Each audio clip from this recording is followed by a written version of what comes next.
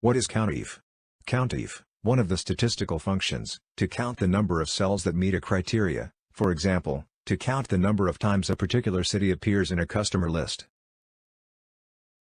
What is the syntax of COUNTIF function?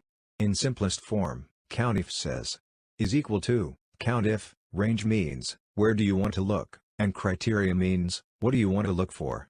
My goal in this tutorial is to teach you some useful examples of the COUNTIF function. So, let's get started. Here we have of employee data, which has columns like employee ID, first name, last name and the department. Our task is to find out how many employees work in the marketing department. So, we will use COUNTIF function. Next, we will select the range, which is the department column, then comma, and the criteria is marketing, close the bracket. So, here we have the number of employees working in marketing department.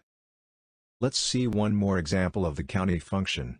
If you want to count certain keywords within a range of cells and there are several variations of that keyword in that range, in that case, you can use a wildcard character to count all cells that contain a certain word, phrase, or letter.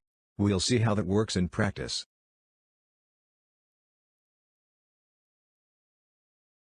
Here we have the datasets of Wimbledon's champions.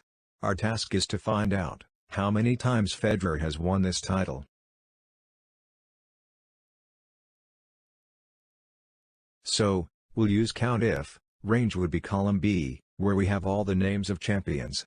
And criteria would be the double quote, asterisk symbol, again double quote, then ampersand sign, again double quote, and we'll type Federer, again double quote, close the bracket. So, here we have the number that is 7. The asterisk is used to find cells with any combination of leading and trailing characters, as shown in the example. Ampersand sign is used to join the two characters. That's all for today. Thanks for listening. Please leave a comment if you have any feedback or questions.